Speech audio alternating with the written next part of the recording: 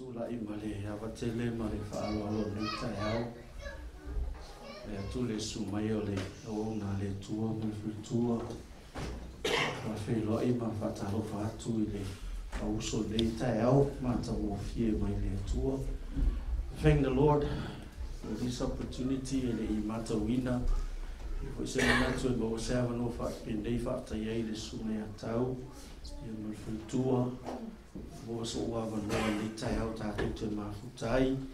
Ia ma fesoso ni atu ia te oile fionga fa wina le tua. Praise God. Mete le liwa tangata na te rotua oi mai fa ta lofa i mai fa i o fia o va aia o ni tai au. So glad to see you this morning. Ia mai fa you look beautiful. You look handsome. Praise God. Yeah, after you to a no. Le o mai you see la ni te mi malu ko. Ya ole avanoa ya si mi le fine ya mo fo se avanoa se fa malu ka se fo to fo il mal le velo tato tu lu. Ya lo ngoi pe na fa lo atu le o na le tu ni tai au na nai so vala ke makai mai fa la kai ya ai o te lo la ngana no fo le lu la o le o sana ya ma wai le avanoa te lo lista i o la ngana tu tuila ya o le titi o me la ia ma o mai Samoa ia ma fa o mai New Zealand ia ma to fo ia to ile tu no fo fa nga wenga ia to ia le fo ile tu mo le no fa o le o mai fiti ia o fiki la nga fa mo ku le ia ma fuka nga ma le di sol to ina ia o ma fu ai na ko e so ko se ka nga ile ai nga le praise God le ia le tu fa ta ia le tu no na nga le ia fa nga wenga mo se fa ia o nga ma lo Samoa ia mo lo le no se ai le tanga le ngotina to mai tai to tia to sfu to sanga o fa nga we ngai ia ma va ia se isi va henga sa fia ngai tonu ma le tele o wa ki nga e o ma fu e pisingi sina iki ia ma le atina i no ta ma ai nga lu ma fioanga mo muliane ia fa tai le to finga fa to sanga fa nga lu ngai o le sui fai lo tusi al kabineta ia po le sui fai a pule fo i on tanga lo ngal pa mi mal kabineta ia se yo lo ina lua to sanga tan wai ia tu o nga lo ngal malo ia fa o wai se tanga lo ngal ia po se nga lo nga fa region ia e base la wala sa mo ia lo official fai nga lo ngai ia e fe ngai to mula mo tu la mo fe malanga inga ia po immigration fo ia Pacific kasi tan lai titina i lo langa fa ola ina ta siva va luiva ile kale se ki kala fa po tonga le tua fa sha o tanga tengo ya wai di sala o le tanga te sa mai so vai ya e no fo tanga ta sa mai o ya fono ya umangela ia hoi wila le maria ke ka ko sa mo ya malo si kere ko wila al fine ya ma wato ya le o na le tua ya lo fenga no fa ya na lo nei ya wai praise God Ngalue nei disi vai taimi na ngalue le sunga taula yang salo taula ni si o to il ngalunga Edmonton ya o Samoa ya o lo ngalue nei le kale sia a to ngale tu o lo vai sunga ya le ya taua fo wina ya fa to a lima ni to sanga talu ma to ngalue mai la ua ina o maliu le sunga ya lui seve ya sa mata mai le o nanga lo mo lia ngalue ngai Samoa lo mo mai fu lo fa no sunga fa ngai ngam fa tua ya no na tau sila fia o te o mai nei ya tau mana o le van fai la tala o te saulo i Wellington nei ya no o mai la ia se ia si mai la ua ia mta tu ma futa praise God. God is good and all the time. Amen. Tau nei o titala no ya o fa malo se se tau fa pea o le lau sau Yesu. Jesus is on his way. Amen. A lot of times we were told he's coming back. And that was awesome. Mangaia i o ngakala mo. Te la taimi tatou whaalong wai, le koe fio mai Yesu. E masalo po le lua po le tolu wai aso talu wai. Le tua i le tua le whiau le lo loto. E masalo iso wai.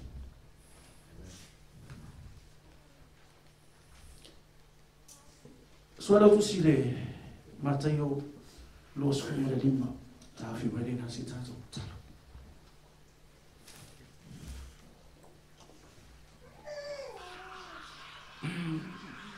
Wa mato yai le tai hau le tua. E tala lo longa mato fa longo. Lona faita wina. Whangaina fo me whainga luenga whatau wa are ni tai o lau te talo hanga pa ia lau wha unga. Mai lo ulu se yo ele lofi o mai. E siri o re leo tele nga pa ia pe ala unga ina lo fina ngalo ma o ina re ni tai au wa folo ina. Yo mato mala malama ele uinga o le leifea. Yo mato wiloa o pupu waso o leo toi tele se taimi o mato ia i aso e ngatai. Mato whatonga i anga le lei mailo mato a inga le nei tai au. Tele sovi inga i me uma o no Yesu. Amen. Ole whataoto Yesu o lo i tāmata i lusuma le lima le whataoto masani. The story of the parable of the 10 virgins. Ia po tau pou e tō se furu. Tala masani ma le whai mua e whangata le whai upo se furu ma le tōmu. O anga i atoa i nā paro te whiwha ngai na le whai upo e ono. Whai ona mua wha ngā mai lolo tu spa i sa mua wha amona mole se i whai tau mai na o le whai upo la whai ono i ia.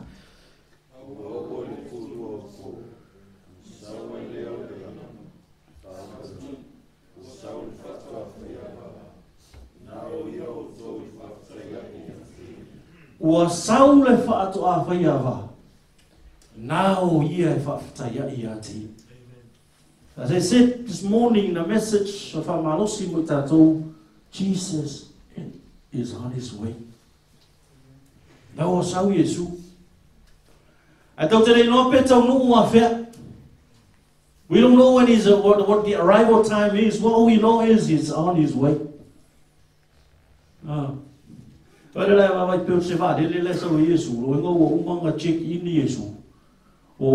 He's past the security, security, immigration.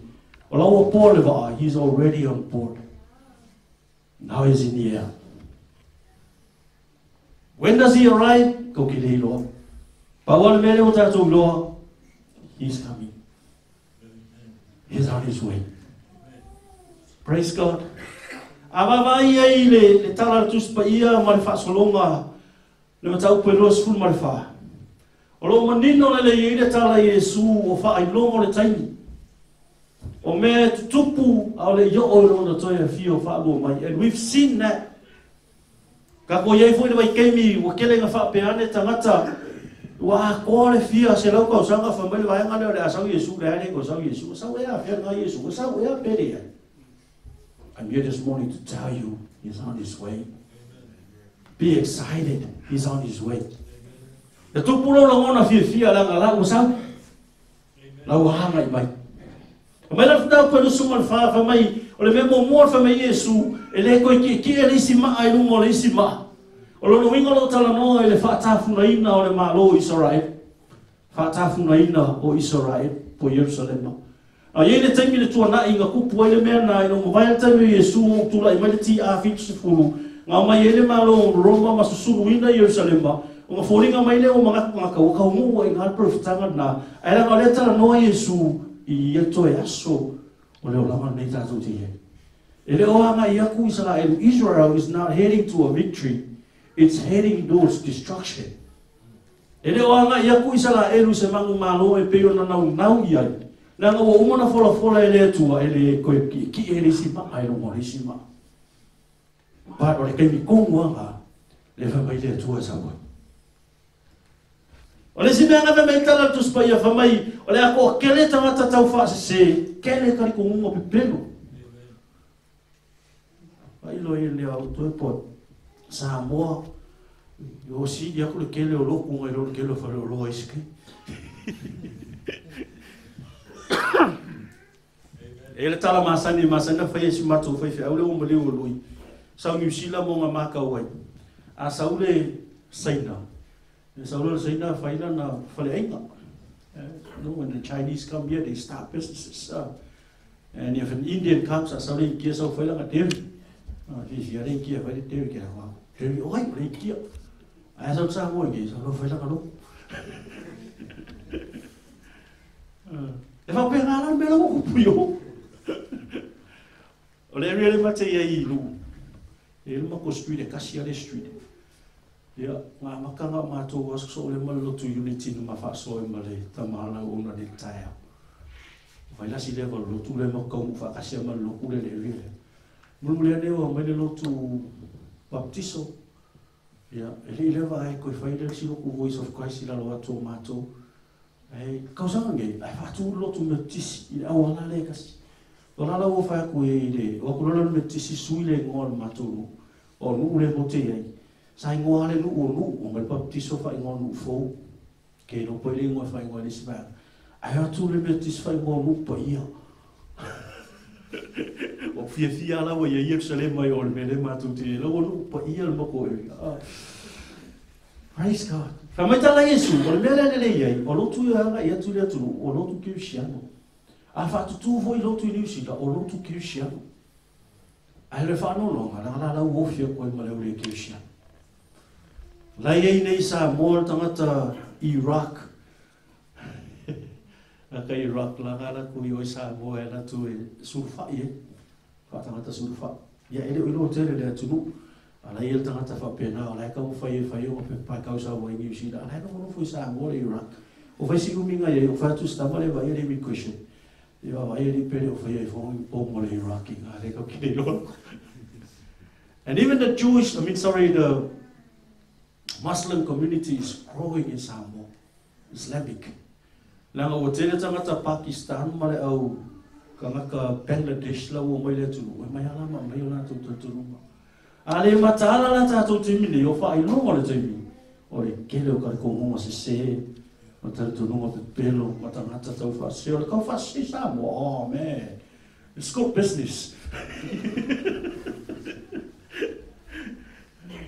O vai atu le stay o tu ane lunga le ata o le tangata fa mai matala tangata ne a o nge kamanga e o ma api fai le fusiua o ke sa mai fer company o sa wa o aku le ama ai le fai nga lunga lo langa ato nga se ko ya le ngai start we ho ngai kanga ka lenga ka pe ngai o mai e foi au piki o fa fonga ye tala ha o ma ku pe pase si ha o ma le skala mai le la mo ko visa fe o ku ku le vale le o ma vale le ala ku ku fa ka ta fa si ele o fai ngo fi fa mena tala tu spaia ta te fa longo fo I tala o taua ia matau.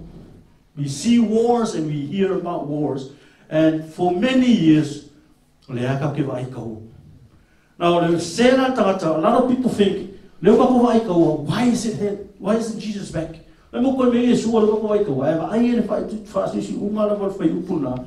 Fa metala Yesu, don't be alarmed. The end is yet to come. Ramai awale kopea. Awai te popole o mea na o nga o ngi fa ka imuanga. O mea o lea ngai mai. Le la ko ki va, o le ka ko va vai, o fasi o ka ko va vai. Ramai o tala Yesu si tawa malo, ye yonge e mafuye, markala Yesu fa unga mea na o le amatanga na o tina fa na. Those are birth pain. Na malama ye tina a birth pain that will take more than 24 hours of attack. The birth pain but it's a process. If I will bear until when you see and hear wars and famine and earthquakes, those are just birth pains. Now, nowhere in the history of the world where there seems to be an earthquake every day of the week. No konga ave mai kala beni me se fa au vele ko mai ka ide ave mai. La o sa o news o ngai ma fu e konga. Ya no kele lo ma ko ma fu e. Ale du ma fu e to. Even vo to no America kai mi uma we hear predictions o le e ma fu e kele ya. E ho ngi wedding kongi. A kelengi scenarios o mo ku fa kasinga scenarios po fe o ye ta to ne Wellington ne pe a o lai me se ma fu. O me uma na fa metala Yesu no birth pains me. O kinga. Elo no si me mana ya. A metala Yesu no fai de o so. E sawaina o to. E fasio tia o to. E itangia e malo mo to. See, the public enemy of the world today is Israel. E siri aku ngai kangia ka ngaka Israelu, ngai lo isi ka ngaka lalani, not Christians. Ele o ke siako. And that also shows, ele o whaiaska ko ngā wenga ele o ika mai, ese sia rako. O ika se sia re. O ika se sia o ele o, salamongi, naka le pio mai Yesu. Mā sola ka whalongo e ika ngia le tato lotu. E ika ngia le o whaolainga. Ola mai mo kemi whakao whaolainga lau ke lai kiki o 17 years old. Every morning I passed by an auntie's place. Ola ka wala au alea, wai poko e koe wale. So, ala au anga longo tua. Poko koe wale, koe o ngā longo. Wa, e o kālo e lesa tālai whai. E o koe ika se si a o ni ke. Sa koe ika like kusalo joke. Sometimes yours are worst.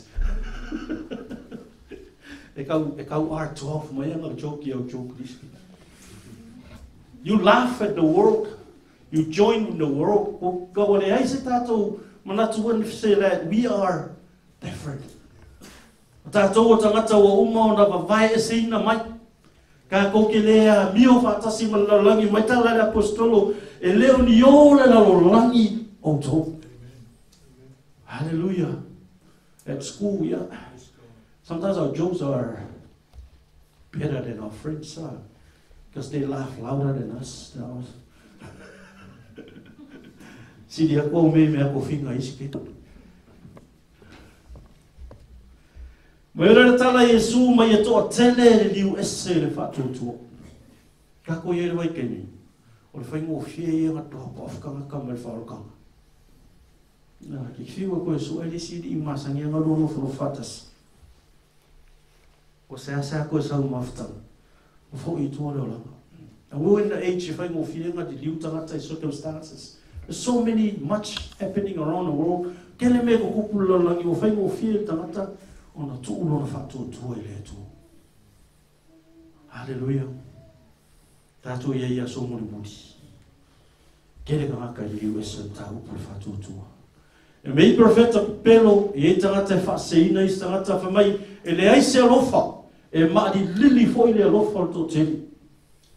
Me kala Yesu e ia kai me inga le loa I e fa na ma tu. Praise God. And you've seen that. E mai ke mi la ke. Fa tai le tu al to usu. I also notice that ona le tu ma fa na ma fa na ma fa na. And it gets scolded from time to time. E ia le o te fa ma tu ai le tu. Ai olo ma alili le lo for to. Ki ko e fiu e ko e fa ma fa. Ta tia la le va ma tu fa na ha be lu no fa ma le tu. Wa mai lo no fo le tu. Mai ma fa fa. O ma lu bu le skin ma fa le skin. But you see, remember na oile tu. Ia ve la per ta to lo fa yate. We continue to love God. Lesi simea, ai mai nge whenga kuai. Awanga I mai Israelu mai tono ai kupito manga I mai to e wanga ia tu kanana. E lua mea na matua I tele I tala noa le tua ia Israelu. Memo mo Israelu, awangi uko whayangi kukua mangi ko ese o lunga. That was the number one thing. Ole meno nga lunga wha mai ele tua. Ia e hawa e loka mahamalo ki ngā. Ai me lo tala le tua e a fifi mo mena I lo wa lofa I le tua malo roto ato malo manatu ato malo malo si ato. Sa Yesu va mai kala le ride ngali a Yesu. Me a Yesu ran me pe fai le ke mo we lo le fa mai kala Yesu o mo ka usia o mai kula fo mo ka mo o ko usia mai ole ki me kala Yesu anu la ia fa ka o me mai ma ki. O nga ma ali le lo fa. Sometimes when we have so much, but remember na oile tu. Metala Yesu a fifi le kula fonga le upo kasi alofo. Alofo mo mo ke alofa I le tua, alofo mo ke alofa I le lotu tua o ia pe o e lava ia te. So how much do you love yourself? Na mo le measuring standard lava na amata mai ilo alofa I le tua. O alofa ia oi.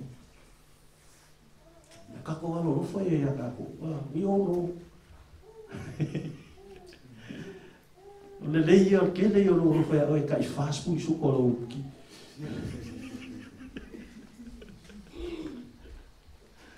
Ai ale ka ele le nga ole le ki me de ola fora ele. Mai o pio o mareka. Wa video. Loud thyself.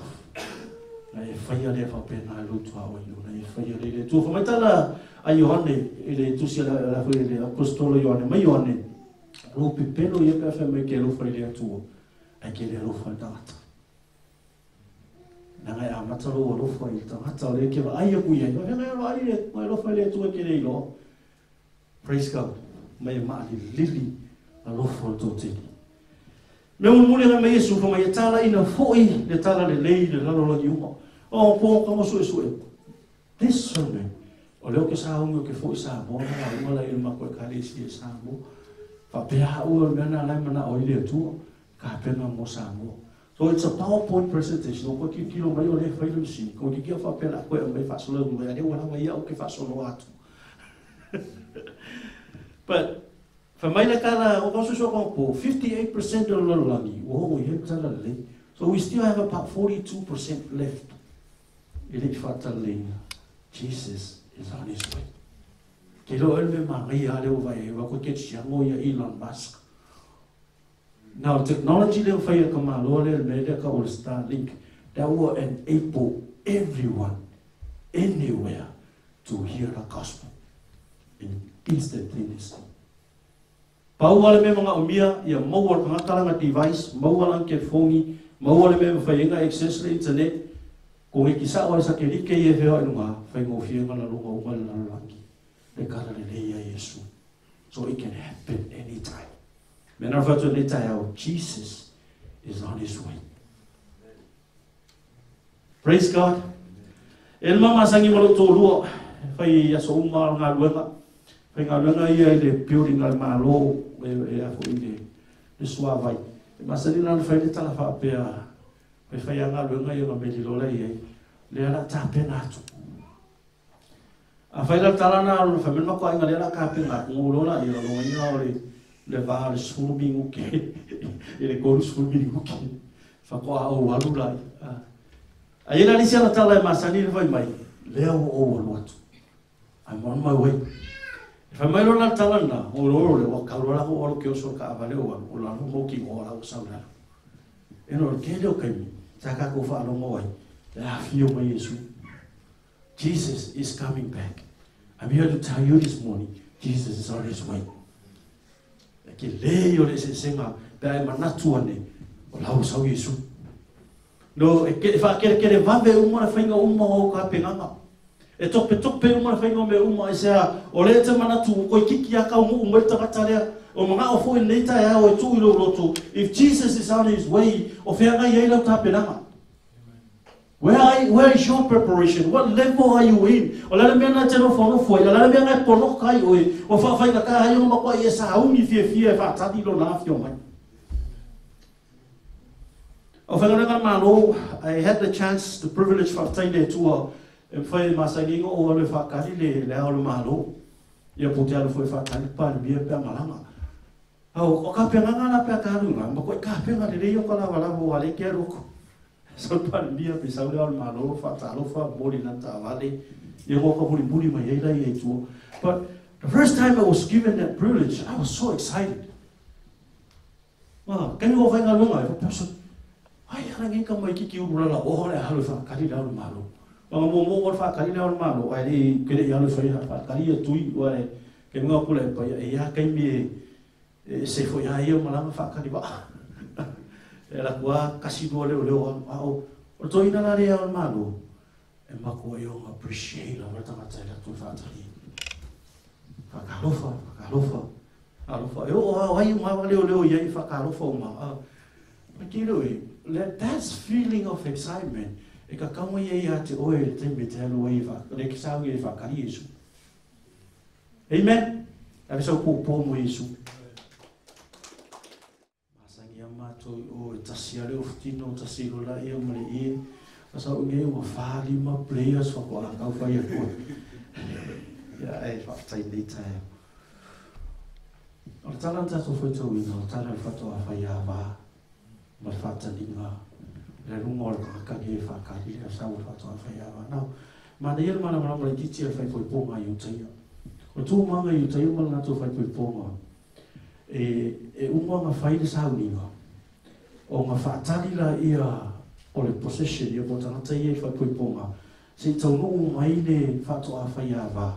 E sau i le whale o le tamaitai e waku eko mai kai. O ngā ore ma le tamaitai i lona a inga. E whai e le sau ninga o le whiwhia. Ia pe whai e le ainga. Now, o le tala le tatou whaitau ina, lewa e mana marama ia ina, show you another story. O le whaatari ia, o le whakatikari umata kata nei, le ko se furu lea. Malo nato wha moe le keime sa wai whatoa whai a wā. E a maila na mana mea, o na uru whale whaatasia tua le mea whai ainga o tosa manga. Now the problem is, o le awanga ia whakatikari, nga iei e na sauni, e iei e li sauni. Malama le tala. O tangatala ia tau pong nei, o haenga o malava o le whaipuiponga. O le lako ngā luenga na e whai. O la tau e whaia suru, e wha malama i le ala e uia ko, e le umari fau e o tono le mokta. O ka penga ngā kama ia, e ka penga i aso uma, ma taimi uma. E ka penga leanga o le sau o le whatoa whai awa, e le ilo e sis, paro mata uina i sala e lu, e usually a whako ala mai ala sunga i le lewa o po, kuru o po mao. Leo ina sa whatoa whai awa, e sau, o pepe mo ria le waanga lea, e le mo monga i wheme ua mo moi.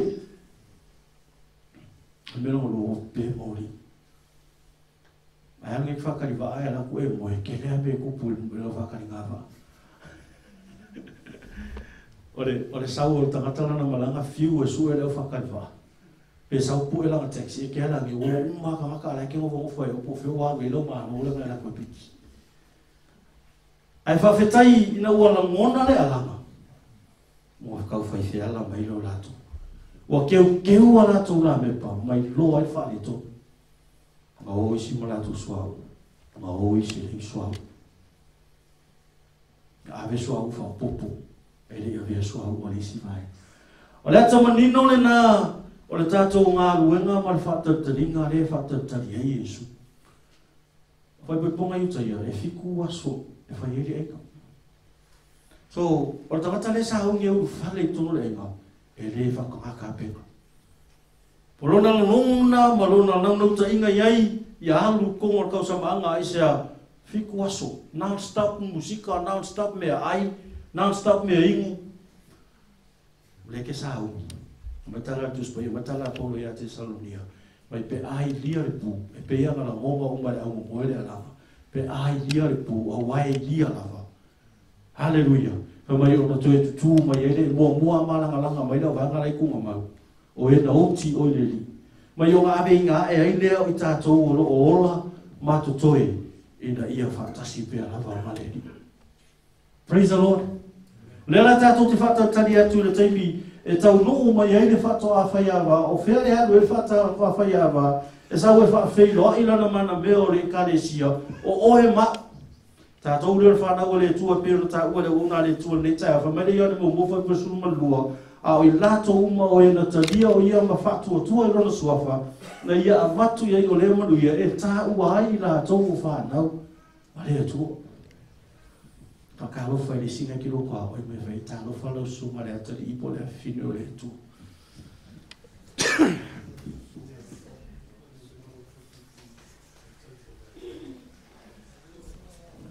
E sininga ia, o ngai kia kari ia, o ngai kia whine.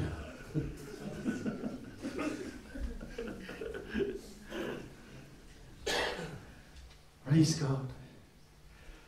Me mo ka uma fai el tangata ta pena ma tangata fatali ka penga ia lava ia su. Ka penga le su le su le tala no ia lo tala noa o le kele o kai me fa ngai na ile sulu i le fe pa ia lo tala noa ngai la ta penanga i la ko kalo o lo no pongi o lo langa ko nga tu ile tu ia so. O so ni ma ia ia ko fo lo ko uki. Mātou sa mo wala ngai si mai tai o uri. E mo fa piko la no se vai fa to tu le rilu. Amen. Ma ia tala lista na tano fa itau e me ia e mo le po. Ma kwa ku ai la no mo mo se vai. Na ngai hala tai au ke kau ko kuri e vai mo se vai. Au e ko kuri e ko vai se vai fa fa kai ko i tu. Ya ka ku ki na ki u fa to se vai. Ai o tapenanga na o le su. O tapenanga le na mepa. O le kapenanga o tatou o langa tuina atu le tua. O le ngā ruenga e fai pea. Pea no fai atu le tai au. A fai ele o ko ika sa isi ake oe.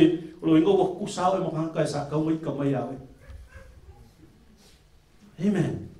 Ai ta tau na mata ita le ti Apollo. I pe ni uma i ke fai aile fina ngalo le tua langa o lana ngā ruenga.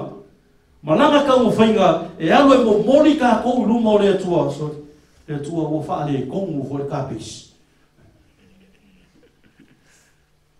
A ko ka ri le tua e la ko saka ni berkala saka. O merkala le tua o le tua fa ya satan ni vai fo o yo. E ro ai bi ka le tua lo la nga e ka i fa o so le o po ia. Amen. Pena o ko vai la saka ni vai fo ia le tua satan vai fo la ko mala ka pia. Hallelujah. Elo ka fa kala le, amai kala fo ia saka. Ola ki au ai si o mia. Ola ki au pa na te si o mia. Hallelujah. La kala nga satan sa fa ia sa fa ia yopu.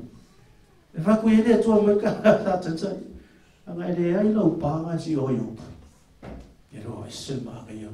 Tato wola masava vali lo langa ngi o ka penganga o ka ko sulu ka ko ki o mo ki ngoa o lo si o bia i tato e a o le tu. Hallelujah. Me ga po le ama le a. Amen. La veve mai ta vale. Mau angi le kanga ka le mai. Ai ala tu pualo o ori malo fa tu tu ngai le tua. Nanga o oio le tangata o alo fa ina. You have the favor of God. Na ye le favor le tu ya te o si o bia o e lo na o fa. E si o mia oi lona toto, e si o mia oi lona mamalu, e si o mia oi lona le leima lona mata mo fie. Na o le mea na oi fai, shine. Amen. Kala Yesu e se mori e kuku, ma kukula ia i lalo le whaka o nge ilo po lalo le lau lau.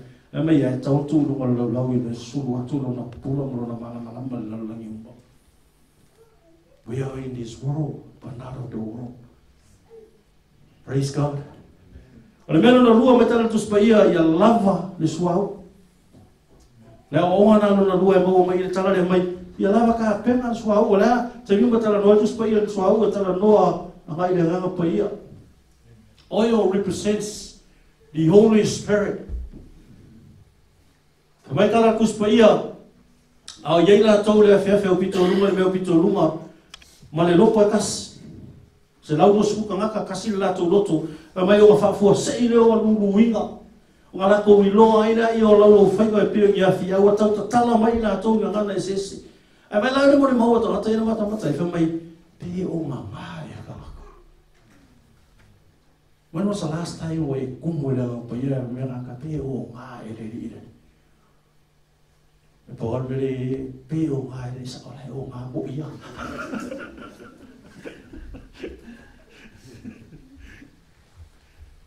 Praise God.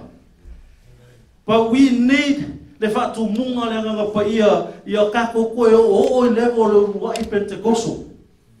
Ia tātou la ngona le mamano le tua whawhetai le tua au tāpua i atu le tua le neitai au na la ngona le awhi o mai o lona nganga pa ia le nei no whanga. E kino e le sau fua le nganga pa ia le whale le nei e alanga sau le ngai ki sau oe le tangata e tumu le nganga pa ia le whatumu le whale le nei. Hallelujah. A umana le vai aso lai ka penga le sulu e mumu le lei fo le sulu le ta poinga. E ke koe foi. Ma le mumu le sulu le nganga pa ia. Praise God. Me pa fa mo moli.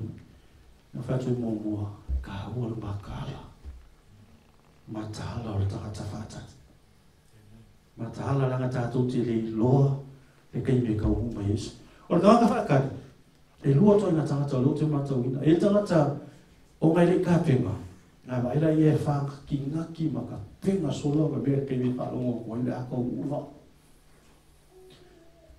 Vela ia ki ka vale mai ali sa sa o fuli mo fate. E masangi ho ia ngai fai ke la kua i ka no se lau mai le ku la ku ia ku bla va le ono mo tu ai na ia. Ke lo e o ni fa pena o el te bene. Don't be rushed. It fa ka ringo Yesu e sa you knew that he's coming. He's on his way. I want to pito pe o el te mi mo mo. Ia pe o tangata ma to to afile mu e oli. Wala kana ka uwa. So we know attitude there to an entire Fakari as a person knowing that Jesus in the air is on his way. So we know attitude to mori mawatu. Tala yat. So we know attitude to langa talo. Ao ino na upu. Fayao ino na upu. So we know attitude to tahingo me fai fingo o na mai le tu. So we know attitude to lo fa le o na le tu. Matagato le tu. So we don't attitude to the world for to Malafana. You see, we don't know and we don't realize. But why because sitting a loyal of Hangau, the game member Ahili Loko. When our hearts are cold, the first people to realize it are our children. You know, the lay are making a mission book. Amen. You can make a hack my kai. E na longa ki kanga pe fusi me pe fusi ko sa isa le ka wiki. Amen. But God wants us in looking more for a tupulo wa lofa ya te o te lofa I le tua e te lofa lo ata di mana wafi. So every morning if hala mai ai they go to school and go to work they felt that love. But release ako ko ngolo na ai.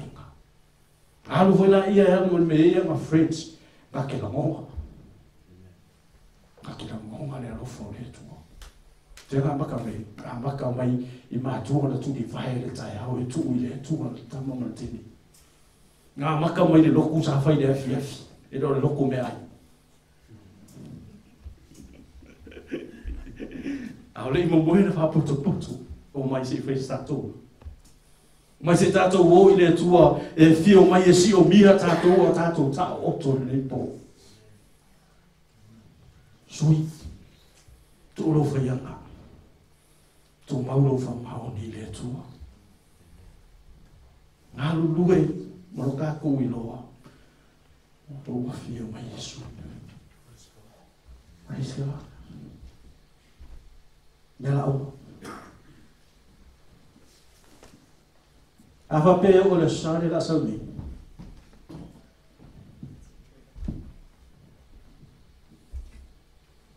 Ele ka pe gala usu. O malo ya ki ora Jesus on his way. As out for sa. Mare o fuore o na le tuare. Ola lo. Lo si where is he? Walu sikia. Nalo me fai pe sau le loktu le tai au lea, a sau e kuai mai a sau a ofu ala loku le koe. Wai leo, tangata na lato I loa, Jesus is on his way. Tangata na malama, walau o sau Yesu. Turn your neighbor with fire. Jesus is on his way. That's what tamau mala upu nei taiao. Lezi si leo si di atu na leo tele na ilo oia ngana pa ia. E wha mala mai na lo fina ngalo nei taiao. Lo fa mai ma soso ngana. Wha lau tele le atua lo fina ngalo. Vei ma atua tata pena. Wha tata di atu ino oia fio mai. Ya tu ero vinga fa va ora fa tau va e ma tu no Yesu. Amen. Tu na tu